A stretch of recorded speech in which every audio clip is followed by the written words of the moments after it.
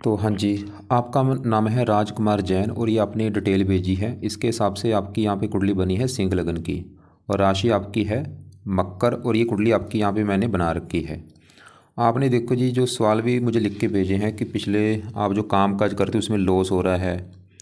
काफ़ी दिक्कतें अपनी बोली हैं कि जो काम कर रहा हूँ उस काम में सफलता नहीं मिल रही, आगे नहीं बढ़ पा रहा हूँ और क्रेडिट में लॉस हुआ है, कभी कवर हो कर पाऊँ कुछ नहीं, घर में शांति नहीं रहती, पत्नी से थोड़ा सा मनमुटाव रहता है, कॉन्फिडेंस नहीं है। तो ये पूरा विस्तार में समझाऊंगा। तो सबसे पहले देखो जी, आप ये समझो कि जो कुंडली होती है इसमें 12 घर होते हैं। 12 घर पहले आप समझो, वो मैं लिख देता हूँ।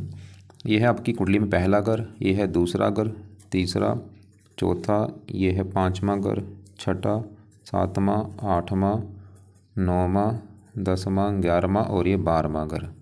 अब ये जो 12 घर मैंने लिखे हैं, इन घरों से आपके जीवन के बारे में कुछ ना कुछ पता किया जाएगा। जैसे कि इस पहले घर से हम पता करेंगे आपका जो शरीर है वो कैसा होगा, हेल्थ कैसी होगी, स्वभाव कैसा, रंग रूप कैसा। दूसरा घर आपका है धन जोड़ने का, तीसरा घर छोटे भाई बहनों का, चौथा घर आपकी माता, मकान, वाहन, पाँचवा घर बच्चों का है, छठा घर शत्रु, रोग, कर्जा, सातवां घर आपकी पत्नी का, आठवें घर से उम्र देखेंगे, नौवें घर से भाग्य, 10वां घर काम काज, 11वां घर आमदनी, लाभ, इच्छा पूर्ति और 12वें घर से आपके खर्चे देखेंगे। आपने भाई मेरी दो बातें नोट करनी है। पहली बात, जो मैंने यहाँ पे 12 घर लिखे हैं इनको याद कर लो, और दूसरी बात, इन 12 घरों से जो कुछ देखा जाएगा वो याद कर लो। अब आप ये देखो कि आपने कुंडली में क्या देखना है। जैसे कि मान लो आपने देखना अपने काम काज के बारे में जानना है। अब काम काज का जो घर है कुंडली में वो 10वां घर होता है। तो 10वें घर से आपका काम काज देखेंगे और 10वें घर में एक नंबर लिखा है 2। 2 है वृष राशि, माल किसका बना, शुक्र। तो आपके काम काज के लिए शुक्र को देखना पड़ेगा। ऐसे ही अगर आपकी पत्नी के बारे में जानना है, 7वां घर पत्नी का है कि पत्नी कैसी होगी, तो पत्नी के लिए 7वां घर, 7वें घर में 11 लिखा है, माल है शनि, तो पत्नी के लिए शनि को देखना पड़ेगा। तो अब आपको मेरे कहने का मतलब समझ आ चुका है कि जो भी कुछ देखना है वो घर देखना है और घर का माल का देखा जाता है। अब देखो जी, एक बात और नोट करो कि जो ग्रह होते हैं ये अच्छे बुरे फल क्यों देते हैं। ये जो 9 ग्रह कुंडली में होते हैं, अगर तो ये अपने घर में बैठे हैं, इनका अपना जो घर है वहाँ पे बैठे हैं, बहुत अच्छे फल देते हैं। अगर उच्च का बैठे हैं वहाँ पे भी अच्छे फल देते हैं। अगर अपने दोस्त के घर में जाके बैठे हैं वहाँ पे भी अच्छे फल देते हैं। लेकिन अगर ये ग्रह नीच का बैठे हैं भाई, बड़े लेवल पे खराब फल देते हैं। और बुरी बात क्या है कि आपकी कुंडली में 3 ग्रह नीच के बैठे हैं। शुक्र नीच का बैठा है, सूर्य नीच का बैठा है, गुरु नीच का बैठा है। और आपको मैंने भी क्या बोला, नीच का ग्रह खराब फल देता है। और ये ग्रह अगर दुश्मन के घर में बैठे वहाँ पे भी दिक्कतें पैदा करते हैं, जैसे राहु दुश्मन के घर में बैठा है। अब और ये जो 9 ग्रह होते हैं इनका असर वैसे तो हमेशा रहता है, लेकिन ये अपना असर ज़्यादा अपनी दशा में देते हैं, उस समय ज़्यादा एक्टिवेट हो जाते हैं। तो अभी आपके ऊपर जो दशा चल रही है इन 9 ग्रहों में, वो है ये गुरु ग्रह की। मतलब आपके ऊपर अभी सबसे जो बड़ा असर है वो गुरु का है, क्योंकि गुरु अभी आपका ज़्यादा एक्टिवेट है। और ये जो महादशा गुरु की कब से चली है, ये महादशा आपकी 2014 में चली हुई है, पिछले 9-10 साल हो चुके हैं, ख़त्म होगी जाके 2030 में। तो इसका मतलब है कि भाई इन ग्रहों में से आपके ऊपर सबसे बड़ा असर गुरु का है। अब गुरु का सवाल की असर है कितना, वो है असर आपके ऊपर 80%। मतलब अभी आपकी 100 में से जो 80% लाइफ में जो कुछ आपके साथ हो रहा है गुरु की वजह से हो रहा है। जो भी खा रहे हैं, पी रहे हैं, काम कर रहे हैं, कारण गुरु है। थोड़ा सा असर होता है जिसकी होती है अंतरदशा, एक छोटी दशा होती है, ये चली हुई है शुक्र की। ये 9वां महीना 22 से चली हुई है और 5वां महीना 25 में अभी ख़त्म हो जाएगी। तो हमने अभी क्या देखा कि आपके ऊपर इन ग्रहों में से सबसे बड़ा असर गुरु का है और दूसरा असर शुक्र का है। अभी इन 2 ग्रहों की मैं बात करूंगा कि दोनों ग्रह आपके अच्छे हैं या बुरे हैं। अगर तो अच्छे निकले आपके, फिर तो आपके जीवन में अच्छा ही अच्छा करेंगे। अगर बुरे निकले, बुरा ही बुरा करेंगे। और आपके लिए बुरी बात क्या है कि दोनों ग्रह आपके मुझे खराब लगे हैं। क्यों? क्योंकि गुरु भी आपका नीच का बैठा है और शुक्र भी नीच का बैठा है भाई। मतलब क्या होगा, आपका अभी जो समाज चल रहा है, आप ये समझ लो ये बुरा समय आपका चल रहा है, क्योंकि खराब ग्रहों की दह चल रही है आपके ऊपर। पहले गुरु को विस्तार में जानते हैं कि गुरु मैंने क्यों खराब बोल दिया, कारण क्या है भाई, और इसको कैसे सही किया जाए। गुरु आपका एक तो देखो जी छठे घर में बैठा है। यहाँ पे गुरु खराब होने के हैं 2 कारण। एक तो गुरु जब बैठा है छठे घर में, खराब घर में, छठा घर जो है इस घर को अच्छा घर नहीं माना गया। इस घर से रोग, कर्जा, शत्रु, कोर्ट कचहरी, चोरी, ठगी, ऐसी खराब चीज़ें देखते हैं। तो गुरु खराब होने का पहला कारण छठे घर में, खराब घर में। ऊपर से वहाँ पे जो 10 लिखा है मकर राशि में नीच का बैठा है, और ये बड़ा कारण है वैसे खराब होने का, नीच का बैठा है। अब क्या खराब फल देगा, क्योंकि छठे घर में बैठा है, छठा घर है रोग। गुरु आपको रोगी बनाएगा, हेल्थ को लेकर दिक्कतें आती रहेंगी, शारीरिक कष्ट भी होगा, मानसिक कष्ट भी होगा। छठा घर शत्रु का शत्रु परेशान करेंगे। छठा घर कर्जे का आपको गुरु कर्जदार जरूर बनाएगा। छठा घर कोर्ट कचहरी का, कोर्ट कचहरी के चक्कर भी कई बार लगाने पड़ते हैं। ननिहाल को लेकर दिक्कतें आना, और भी बदनामी होना, परेशानियाँ, दिक्कतें। और गुरु जिन घरों का मालक है उन घरों को भी लेकर दिक्कतें देगा। और गुरु इस कुंडली में जिस घर का मालक है, एक तो है ये 5वां घर और ये 8वां घर। 5वां घर तो है आपकी संतान का घर, संतान होगी। 5वां घर पढ़ाई का भी है, बुद्धि का भी है। और 5वें घर में 9 लिखा मालक गुरु, तो संतान के घर का मालक गुरु बेचारा नीच का, तो गुरु आपको संतान को भी लेकर भाई दिक्कतें देगा। वो दिक्कतें क्या आएंगी, संतान का बीमार होना, या संतान से आपका मनमुटाव होना, पुत्र होगा नहीं या देरी से होगा, लड़कियां ज़्यादा होंगी, कोई दिक्कत आएगी संतान के मामले में, या संतान जीवन में आगे नहीं बढ़ पाएगी आपकी। 5वां घर पढ़ाई का आपकी गुरु पढ़ाई में दिक्कतें पैदा कर देगा बहुत सारी। 5वां घर बुद्धि आपकी बुद्धि भ्रमित कर देगा, आप मतलब डिसीजन सही नहीं ले पाएंगे गुरु की दशा में भी। गुरु इस 8वें घर का भी मालक है, आपकी हेल्थ और भी मतलब स्ट्रगल बढ़ा देगा, चिंता परेशान, मतलब भाई कहते हैं गुरु खराब है पूरी कुंडली खराब है, क्योंकि ये धन का कारक भी होता है, आपकी धन संबंधी दिक्कतें गुरु देगा। ये संतान का कारक है, पुत्र का कारक है, 9वें घर का कारक है, भाग्य की हानि होना, 10वें घर का कारक है, काम काज में दिक्कतें आना, 11वें घर का कारक है, कामों में लाभ नहीं होगा, प्रॉफिट नहीं होगा। गुरु सही होना भाई बहुत ज़्यादा जरूरी है, क्योंकि एक तो वैसे ही नीच का है, ऊपर से बैठा भी खराब घर में है। गुरु सही कर लिया, लाइफ में चेंज आ जाएगा। गुरु के उपाय आपने करने हैं ज़्यादा, जिसमें से पहला उपाय है आप सबसे पहले तो गुरु के मंत्र जो है वो पूरे करो 19,000। ये संकल्प लेके शुरू करना गुरुवार के दिन, जो अभी गुरुवार आने वाला है संकल्प ले लो। आज जैसे मुझे लगता है शनिवार है, तो गुरुवार की वेट करो। गुरुवार को सुबह के टाइम संकल्प लेना कि हे गुरु देवता जी, मेरा नाम राजकुमार है, मेरी जात ये है, गोत ये है, आपकी चल रही है मेरे ऊपर महादशा, आप मेरी कुंडली में नीच के बैठे हैं, मैं चाहता हूँ आपका बुरा फल मुझे ना मिले, मुझे अच्छे फल दो, इसलिए आपके जो मंत्र हैं वो मैं पूरे करने जा रहा हूँ। तो ये मंत्र पूरे करने में चाहे आपको लग जाए 11 दिन, चाहे 21 दिन, चाहे 40 दिन, चाहे 45 दिन, चाहे ज़्यादा भी लग जाए, कोई बात नहीं। मंत्र एक बार भाई पूरे करके छोड़ देना। मंत्र है ओम ब्रह्म बृहस्पते नमः, ओम ब्रह्म बृहस्पते नमः। दूसरा जो उपाय है, पहले तो मंत्र पूरे कर लेना, दूसरा जो उपाय है वो है गुरु का नाम है दूसरा बृहस्पति, तो आप बृहस्पति कवच का जो पाठ है वो पढ़ा करो, जरूर पढ़ना है, या इसको ऑडियो लगा के सुन लिया करो। तीसरा है बृहस्पति स्रोत का पाठ पढ़ना है आपने। भाई ये दोनों पाठ जो मर्जी हो जाए, मैं बोलूँगा पढ़ने ही पढ़ने, अगर पढ़ने आते नहीं आते इनको ऑडियो लगा के सुना करो। और ये दोनों पाठ भाई 2-2 3-3 बार पढ़ो, ज़्यादा फ़ायदा होगा। मतलब एक बार पढ़ लिया, दोबारा फिर पढ़ लो, फिर पढ़ लो, या सुन लिया करो जितना हो सकता है। चौथा उपाय भी जरूर करना है आपने, गुरु का करना है दान। क्या दान होता है, पीले रंग का दान होता है, जैसे कोई पीला चावल, पीली दाल, पीला कपड़ा, पीली हल्दी, कुछ भी पीले रंग का दान कर दिया करो। कब करना है, हर गुरुवार को किया करो। बृहस्पतिवार जो होता है गुरुवार, उस दिन ये दान करना है गुरु का। यहाँ पर रोजाना भी दान कर सकते हैं, अगर रोजाना टाइम लगता है भाई रोजाना कर लो, ज़्यादा फायदा होगा। और दान करते समय गुरु का मंत्र अपने मन में जरूर बोलना है कि हे गुरु देवता जी, आपका दान है वो मैं कर रहा हूँ। 5वां उपाय है, आप ये भी जरूर कर लेना, गुरु जो है एक देवता है, इसका दिन होता है गुरुवार, तो आप हर गुरुवार के दिन गुरु देवता का व्रत रखो। व्रत की जो कथा है वो सुन लेना, आरती कर लेना। व्रत में आपने दिन में कुछ नहीं खाना, रात को ही भोजन करना होता है। रात के भोजन में नमक का सेवन नहीं करना, खटाई नहीं खानी। व्रत कथा सुन लेना, आरती किया करो। तो अगर आपको लगता है कि मैंने कभी व्रत नहीं रखा, वो आपकी मर्जी है, रख लोगे तो भाई अच्छी बात है, बाकी आपकी मर्जी है। और छठा उपाय है, गुरु जो है इसका भी आगे जो देवता है वो कुछ विष्णु जी को कहते हैं, तो आप विष्णु जी की अगर पूजा उपासना करते हो उससे भी गुरु अच्छा होगा। अब विष्णु के लिए एक पाठ है, विष्णु शस्त्र नाम का एक पाठ है, वो आपने सुना होगा, विष्णु शस्त्र नाम, वो पाठ पढ़ा करो या सुना करो। तो ये तो हो गए गुरु के उपाय। मंत्र पूरे करके छोड़ देना। बृहस्पति मंत्र तो कुछ पूरे मैंने बोला करके फिर छोड़ देना, लेकिन बृहस्पति कवच स्रोत ये पाठ नहीं छोड़ने, जहाँ तो पढ़ा करो या सुना करो। तब कब तक, जब तक है ये दशा 30 तक। और दान भी जब तक दशा तब तक रोजाना करना है, या गुरुवार को जरूर करो। व्रत भी रखा करो भाई, अच्छी बात होगी। विष्णु जी का पाठ पढ़ो। और एक और उपाय लिखो, आप लिख लो अपने पास, बृहस्पतिवार के दिन जाके पीपल का जो पेड़ होता है उसको जल दिया करो, उसकी पूजा कर लो, या केले के पेड़ को जल दे दो गुरुवार के दिन जाके। और गुरुवार के दिन गाय को आप खाना खिला सकते हैं, रोटी खिला सकते हैं। गाय को कोई हल्दी लगी रोटी खिला दो, ऐसे काम भी कर सकते हैं। किसी ब्राह्मण को घर बुला के खाना खिला सकते हो, ऐसा काम भी कर सकते हो।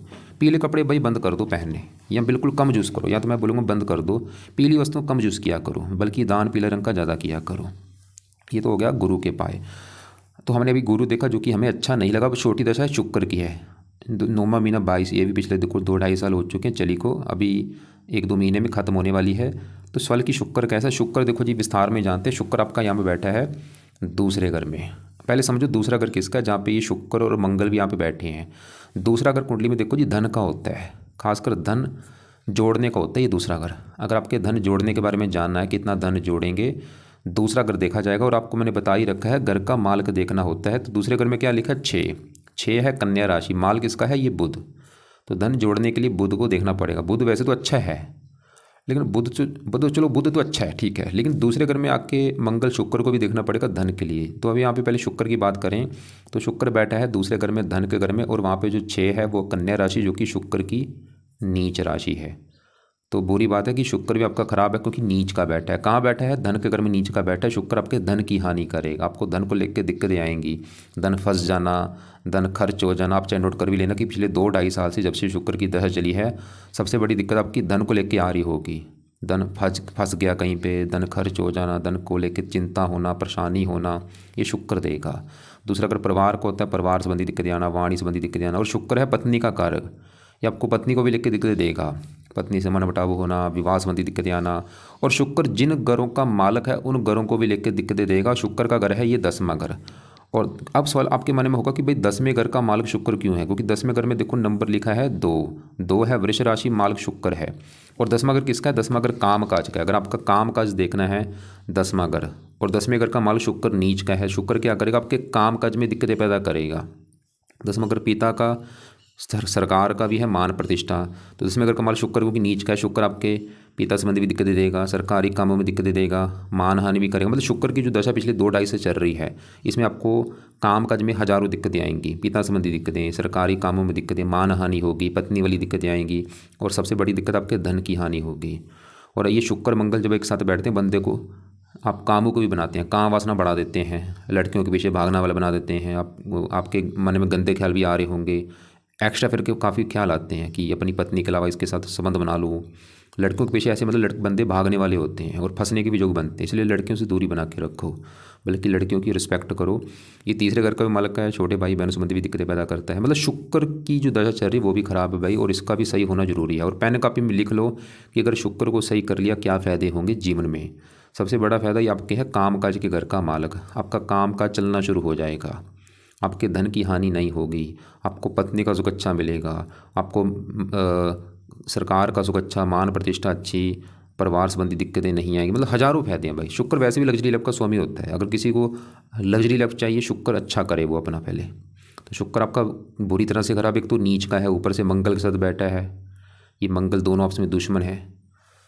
तो अब शुक्र के उपाय भी जरूरी हैं भाई। अब शुक्र के सवाल की क्या उपाय हैं, पहला जो उपाय है वो है आप शुक्र कवच का पाठ पढ़ा करो, या इसको पढ़ना है या सुनना है। दूसरा है शुक्र स्रोत का पाठ पढ़ो, और ये पढ़ अभी देखो दशा तो आपकी चलो ख़त्म हो जाएगी 5 महीना 25 में, 1-2 महीने में, लेकिन ये पाठ में ये पाठ मैं बोलूँगा भाई मत छोड़ना, लंबे समय के लिए पढ़ो। अभी 2-3-4-5 साल तक पढ़ा करो या सुना करो। कब, ये शाम को कर लिया करो, शाम को या रात को आप पढ़ सकते हैं या सुन सकते हैं। तीसरा है शुक्र का अपने दान, शुक्र का भी दान करना है, कब, शुक्रवार को। और चौथा उपाय है शुक्र की देवी है माता लक्ष्मी जी। तो अगर आप माता लक्ष्मी जी की पूजा उपासना करते हैं उससे भी आपका शुक्र अच्छा होगा। अब माता लक्ष्मी जी की पूजा उपासना में क्या करना है, आप माता लक्ष्मी जी के मंदिर जा सकते हैं, या माता लक्ष्मी जी का घर पे ही बैठ के एक पाठ है सिद्ध महालक्ष्मी स्तुति, या श्री सूक्त का एक पाठ है वो पढ़ लो। ये 2 पाठ चाहे पढ़ लो, फायदे क्या होंगे, माता लक्ष्मी जी भी प्रसन्न होगी और माता लक्ष्मी प्रसन्न होगी भाई, आपके जीवन में धन भी आना शुरू होगा, धन भी आएगा और ये शुक्र भी अच्छा कर देगा। कई फायदे हो रहे देखो, धन भी आ जाएगा, शुक्र भी अच्छा होगा, माता लक्ष्मी जी भी प्रसन्न होंगी। तो ये पाठ चाहे दोनों पढ़ लो, चाहे एक पाठ जरूर पढ़ो। कौन सा पाठ मैंने बोला है, श्री सूक्त का पाठ या सिद्ध महालक्ष्मी स्तुति का पाठ। और शुक्र का जो रंग है वाइट रंग है, वाइट कपड़े कम यूज़ करो, चमकीले कपड़े कम यूज़ करो, परफ्यूम कम लगाया करो, सज संवरने के ऊपर कम ध्यान दिया करो। तो बाकी देखो जी, हमने क्या देखा कि आपकी बड़ी दशा चल रही गुरु की, वो भी नीच का है 6ठे घर में, ऊपर से शुक्र की दशा चल रही वो भी नीच का है, और एक आपकी चल रही भाई शनि की साढ़ेसती। बुरी बात क्या कि साढ़ेसती भी आपकी चल रही है भाई, कैसे समय आपका अच्छा होगा। चलो साढ़ेसती अभी ख़त्म हो रही है आपकी, वैसे होने वाली है, अभी इसी महीने में ख़त्म हो जाएगी 29 मार्च में, वही 10-12 दिन पड़े, उसके बाद भी आपको काफ़ी राहत मिलेगी, क्योंकि साढ़ेसती को भी अच्छा नहीं माना गया। तो पिछले ये 7.5 साल हो चुके हैं चली को।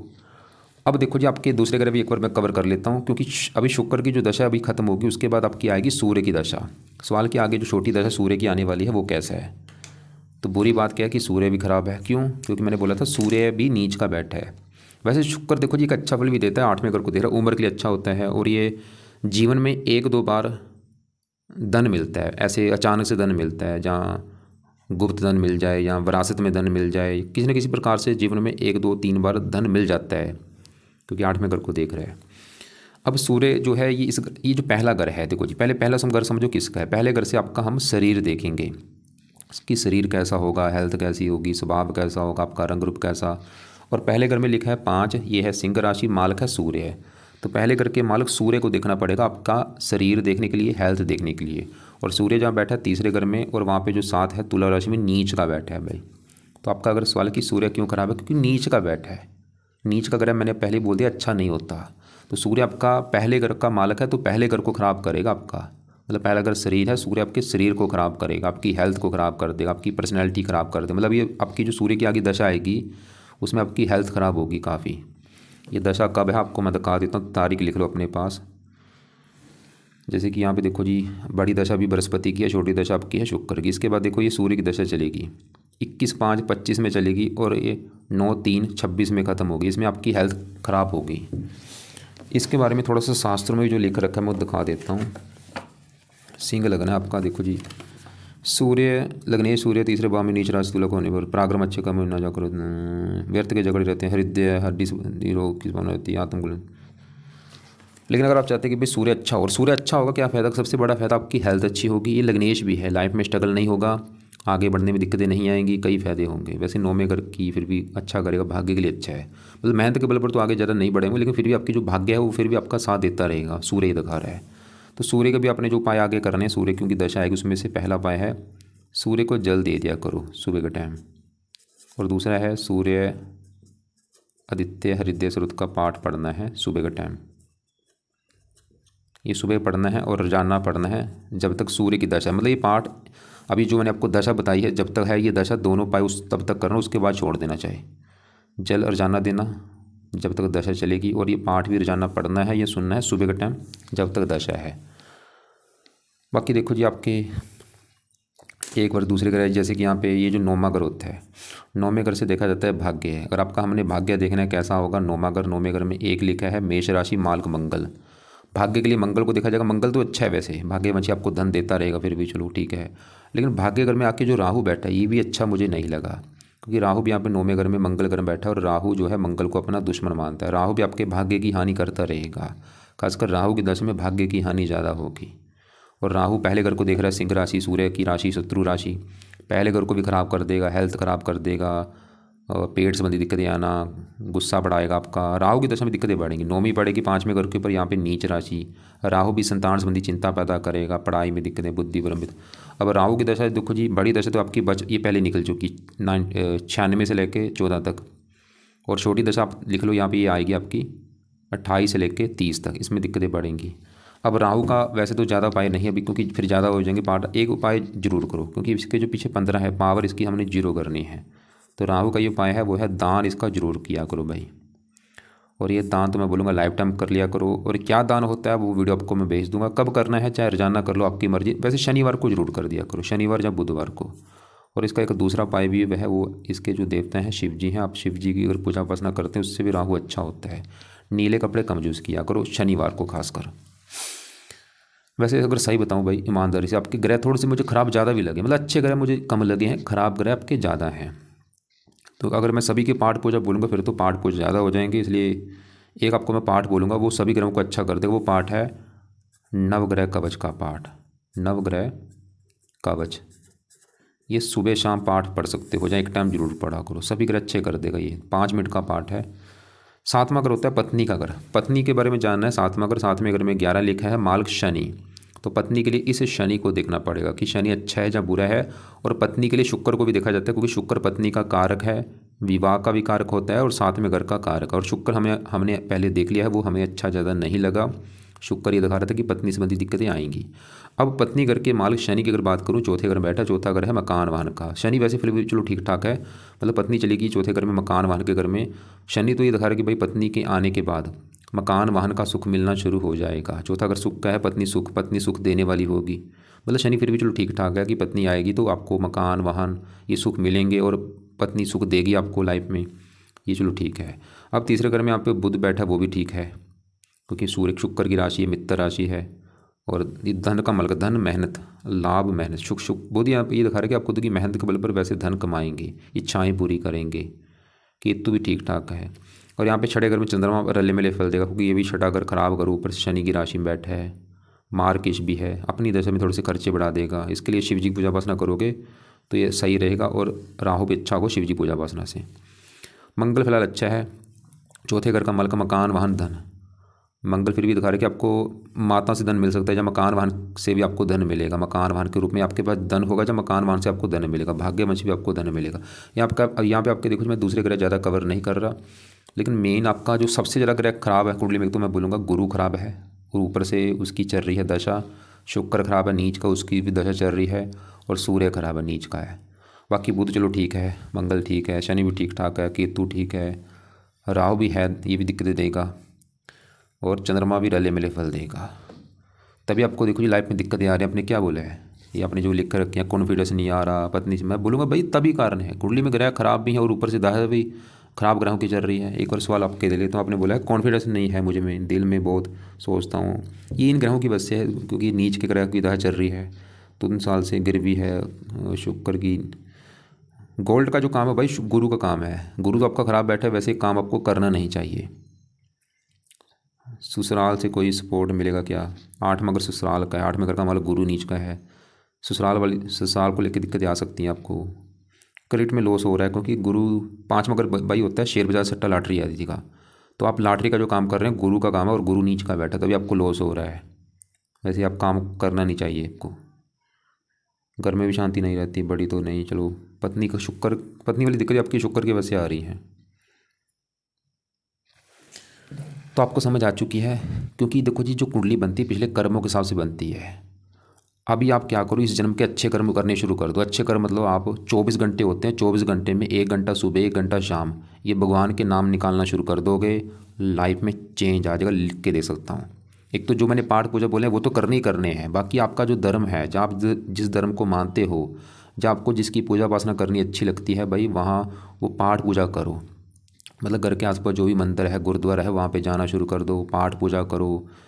और बाकी जो फिर एक बार बोल दूँ कि शाम या रात के समय शुक्र कवच शुक्र स्रोत ये पाठ पढ़ा करो या सुना करो। सुबह के टाइम बृहस्पति कवच बृहस्पति स्रोत के पाठ को पढ़ना है या सुनना है। विष्णु सहस्त्रनाम का पाठ बोला वो करो। सुबह के टाइम सूर्य को जल दो, सूर्य का पाठ ये पढ़ना है सुनना है सुबह के टाइम।